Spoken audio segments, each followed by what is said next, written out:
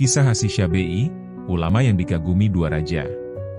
Di antara para tabi'in yang masyhur karena keluasan ilmunya dan kejernihan akalnya, nama Asy-Syabi'i atau Amir bin Syurahbil al-Himyari bersinar terang di langit keilmuan Kufah. Ia adalah lautan ilmu yang dalam, laksana sumur tak berujung. Hafalannya kuat, pemahamannya tajam, dan lisannya fasih menjelaskan perkara agama dan dunia.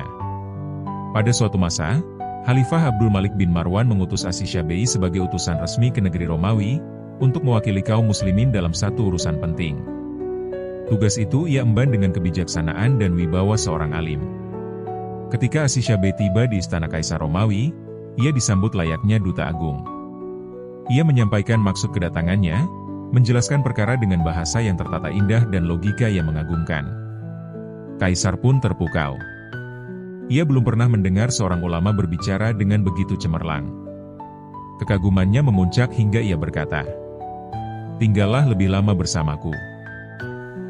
Belum pernah aku mengundang tamu untuk menetap, kecuali engkau." Asy-Syabi'i menerima permintaan itu untuk sementara waktu. Tapi setelah beberapa hari, ia mohon diri kembali ke Damaskus, ke sisi Khalifah yang mengutusnya. Sebelum ia beranjak pulang, Kaisar Romawi menyerahkan sepucuk surat. "Jika engkau telah sampai di sisi Khalifah, serahkan surat ini padanya," ujar sang kaisar. Setibanya di Damaskus, Asy-Syabi'i segera menemui Khalifah Abdul Malik bin Marwan dan menyerahkan surat titipan kaisar. Tanpa curiga, ia pulang ke kediamannya. Tapi sang Khalifah, penasaran dengan isi surat tersebut, segera membacanya. Dan alangkah terkejutnya ia.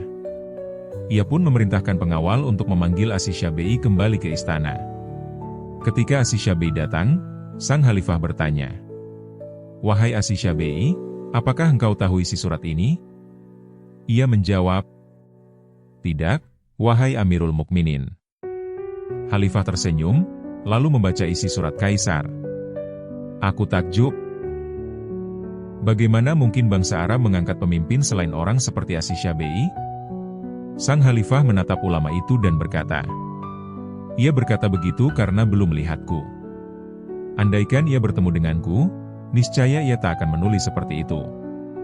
Asy-Syabi'i pun menjawab dengan rendah hati, "Benar, wahai Khalifah. Ia mengagumi hamba, padahal ia belum mengenal sosok pemimpin kami."